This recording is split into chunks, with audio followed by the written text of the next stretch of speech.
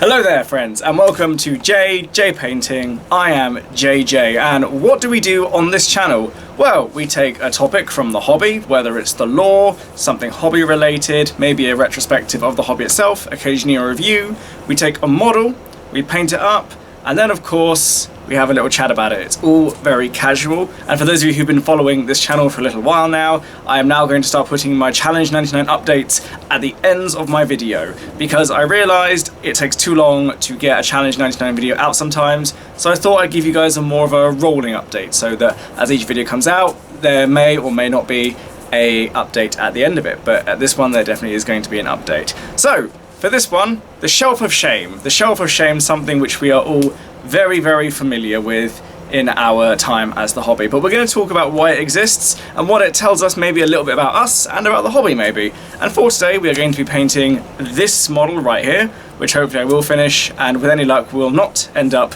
on the Shelf of Shame. So without further ado, let us crack on. So why do we have the Shelf of Shame is the first big question that I found myself asking when I was talking about doing this video. And I think it's a bit of a convenience thing, but also it's quite revealing as well. Now, whenever I speak to someone who actually has a Shelf of Shame, and I see what's on there, it's always extensive. Shelves of Shame aren't known for being lightly stocked, shall we say, but it's always quite fascinating what's on there. And it generally falls into three broad categories. Unpainted models that are fully built, partly painted models, in some cases one model in the unit is fully painted if it is a unit and everything else is still unpainted. Sprues is a fourth thing I should mention, but also fully painted models can make their way onto the Shelf of Shame as well. And why does this happen? Why do we find ourselves with so much unbuilt and unfinished stuff on our shelves? Now, for a lot of people the default answer would be, I just ran out of time. And that's a very simple answer, and in some cases that's true. I ran out of time, I couldn't find the time. And that's fair enough, that does happen. And, you know, if that's the case, there's not much else to be said. But there's more to it than that, I think, and this, I think, is where we start to dive a bit more deeply into us as hobbyists. Now let's start with that word, hobbyists.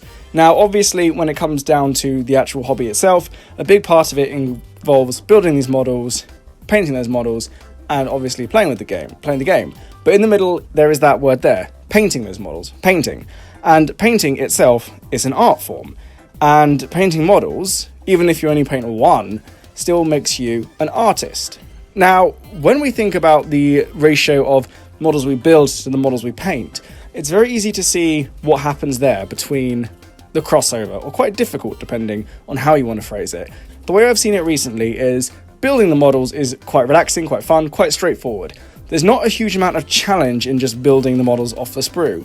Obviously, it can get very technical when it comes down to drilling things like gun barrels or removing mold lines. Conversions are another one. They can get quite complicated, but not everyone does conversions, and you don't need to do conversions either. They're not necessary and they're not essential. But just in terms of building the models, that's quite straightforward and anyone can do it.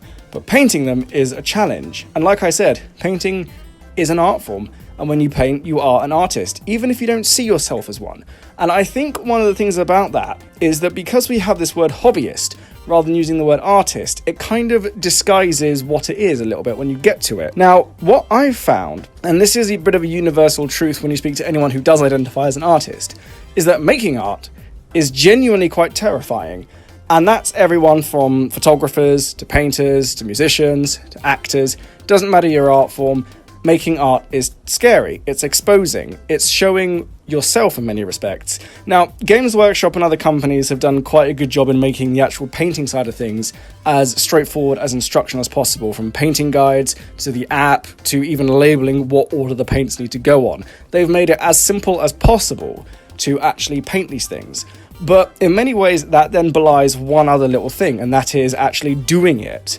And that's the one thing Games Workshop can't do for you. You, if you want your models painted, have to sit down and do it yourself. Or, you know, you could pay someone else to do it, but that's by the by. Now, moving on from that. But what I've found recently is when you actually then examine it, is what we find ourselves doing when it's models that tend to stay on the shelves, is we are doing two things that artists are very much told not to do from a very early age. The first thing is comparing yourself to others. Everyone's on their own journey when it comes to creating art, and I'm going to refer to all of you as artists, so if you don't like that, then don't watch the rest of this video. But everyone who's ever picked up a paintbrush, even if you only ever painted one Ultramarine or one Stormcast or one Gene Stealer, if we're going right the way back to 2003, you are, in my eyes, for the purposes of this video, an artist. Now, as artists, like I said, it's scary and it's exposing. And it's fair to say that when it comes to painting, it's a learned skill as much as it's anything else. Your first models are not going to look like the models from White Dwarf. It's not going to look like the pictures on the box. And I think one of the things about Games Workshop's box art, or in the codexes as it used to be, and still is that the stuff on the box looks really quite effortless. It looks all very together and very slick, and it is. But the thing you have to remember is the people painting that are some of the finest painters in the world. These are the people who've been trained to do this. They've spent decades, in some cases, learning how to paint and painting models and developing their techniques and doing other things. And the thing you have to remember is that if you're starting out, or even if you've been doing it for a few years, as an artist, technically, you don't have the breadth of experience that they do. And I think when you compare your stuff to what's on the box, you're doing it wrong straight away, because these models are yours. It's your expression, even if it is through a fixed color scheme that Games Workshop has put a lot of backstory into. Because obviously when we talk about Ultramarines and when we talk about Space Marines or Orcs or anything really, it doesn't matter which system it's from, or even the Lord of the Rings, those color schemes already come with a story that you yourself may not feel like you have any ownership or part of unless you're doing your own color scheme. But ultimately, the techniques are what people focus on, and the techniques can be learned. But early on, it can be quite scary and quite intimidating. So I think that's the first thing that actually puts people off painting their models. And the first models that make their way on the shelf of shame are often there due to fear. They're there because it's very easy to get a little bit scared of wanting to compare yourself to others or finish these models and then think to yourself, it's not that good. Now, I applaud anyone who's ever had this realization and then thought, I'll do better next time. Brilliant, that is fantastic. But for those of you who don't, I do think that it's worth reevaluating yourself a little bit, because you don't have to compare yourself to others. There's no competition unless you're painting for a competition. And if you are, that's a different story. But you're not going to be competing for your painting with every model that you take your brush to. There is no competition in just painting models, and artistically you will probably become more confident and more familiar with what you can do and what you can't do right now but probably could learn how to do if you keep on painting.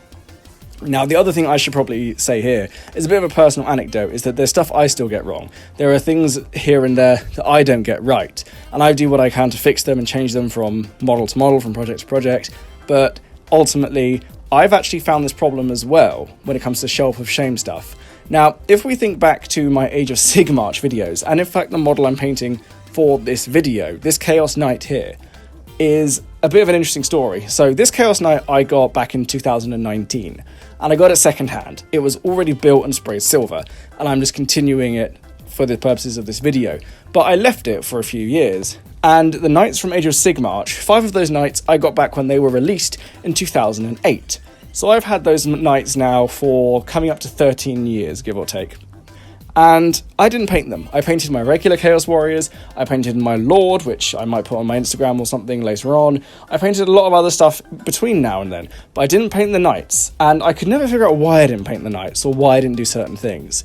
And then I remember back to how I started painting from early in the day, and what I was doing for many, many years was painting to the painting guides that Games Workshop published, but I was only painting to the painting guides. And as a result, it meant that I had a very fixed idea of what techniques, what brushes, what ratios of mixing and blending and highlights to use. And if something fell out of that, I just didn't know what to do. And I feel this is quite representative of what happens to a lot of people. We don't necessarily allow ourselves to experiment with our own colour schemes or to try with colours the models we have. Now, obviously, it's not cheap, and I know that I bang on about test models, which is why they're so important, it's test models that you do this stuff for. Because at the end of the day, test models are where you're meant to get things wrong.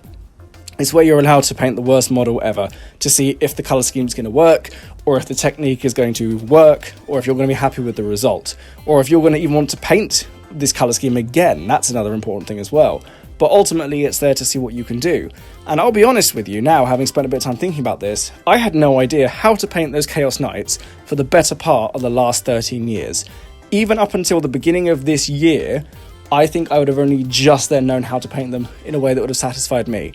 Now, I know that might sound really strange just saying it, but just to give you some idea as to where I've been painting-wise for the last few years, I've mostly been painting Space Marines and 40k derivatives within those systems. I haven't painted a lot of Fantasy or Age of Sigmar stuff. There's a lot of things within those armies that even now are a little bit intimidating to me. I would never know where to start with things like Seraphon. That's a very big one, or even Tree Spirits or Nighthaunt. Those would intimidate me. I wouldn't necessarily know where to start. And yes, I know now that there's lots of painting tutorials. There are many guides out there, and the paints have never been easier to use. But there's still a difference between saying, I want to paint this, and saying, I know how to paint this. And I do think that this is what happens quite a lot to some people, is they find models that they really like the look of, but obviously they pick them up, they build them, as always, they see the box art, and they go, that's lovely, and they get to having to paint it themselves, and then they think, I don't know what to do here. I have no idea how to get my models to look like the box art. And this is one of the things which I don't blame Games Workshop for, because I don't think this is a problem. It's just an unfortunate coincidence where we never see models unpainted. We don't see them on sprue. We don't see what the components are before we see the complete article. That is a model that's fully painted in a colour scheme that looks almost perfect. That is the starting point for most people. Even when you go in store, there are cabinets and there are tables covered in fully painted models, and they all look fantastic. And that feels like that's where you're meant to start, but that's not where you're meant to start, obviously. You get there over time and years of practice, or even months in some cases, because some people pick it up and their models look great within a couple of months. And to those people, I salute you. Anyway, but in all seriousness, that's one of the big things. Learning to paint isn't the same as knowing how to paint. You can know how to put your colours down. If you're going to be happy with it, that's a different story entirely. And getting yourself to that point is a journey. It doesn't happen straight away. And I think there's going to be very few people who painted models when they first started, be that last year, 5 years ago, 10 years ago, 20 years ago, and the models they're painting today, if they would necessarily be at the same standard. I have models that I painted 2 to 3 years ago that I don't even particularly like anymore. And that's just how this works. You keep changing over time, you keep learning, you keep adapting. But ultimately, the only way you keep doing that is if you keep painting. And this brings me on to my next point in terms of why people sometimes get a little bit shelf of shamey, shall we say. So why things end up on the shelf of shame is that it's very easy to realise that following the guides isn't enough, and that you have to make a decision on your own. You have to make a choice as to what this flame is going to be like, what highlight you're going to use here, what colour you're going to use there, or what kind of gold you're going to use. All these little decisions are things that can really floor someone, and that's when they stop painting. Now, obviously, you do get tired from painting for many hours, you can get bored of things, and those are all factors as well, but sometimes it really does just come down to not knowing what to do with a model, and that is probably the biggest reason we have the shelf of shame. And then, of course, there is the final thing I want to say about this, and that is some models, not all models, some colour schemes can be incredibly boring, and you don't realise that until after you started painting it. Now, I'm not saying I've had this personally for a while, but I have had armies and I've had colour schemes that I've started and got bored of very quickly. Now, this can happen with armies of any sizes. It doesn't have to be the old school horde armies like Imperial Guard, Orcs and Tyranids, where you have nearly 100 models that are all going to be the same colour and are pretty much the same model from variant to variant. You can have this with small armies, you can have this with Space Marines, or with Imperial Knights, or even with... You can have it with Space Marines, or Admech, or Imperial Knights, or Astri Militar... or Stormcast Eternals, or Ossiarch Bone Reapers, or any army. Any army can be boring to you. And just because, again, the colour scheme on the box looks great, means that you like that colour scheme. Do you like those models? And do you like to paint that colour scheme? Because it is going to require a time investment. And obviously people get bored, they start painting, and they don't finish painting. And that's kind of where you do start to get this very interesting thing where if you were to start a project tomorrow, and you took every model from the first one you painted to the last one you painted, would there be a difference in the painting of each model, or would it be consistent throughout? I know that I've had armies in the past where I've started painting them, and the first model I paint looks great, and the last army I paint also looks alright, but the ones in the middle, it can fluctuate a little bit, and you do have to go back and do quite a bit of tidying up. But that's okay as well, because it's very easy to get bored of painting the same thing over and over again, unless you're the kind of person who likes to start 2 projects at a time.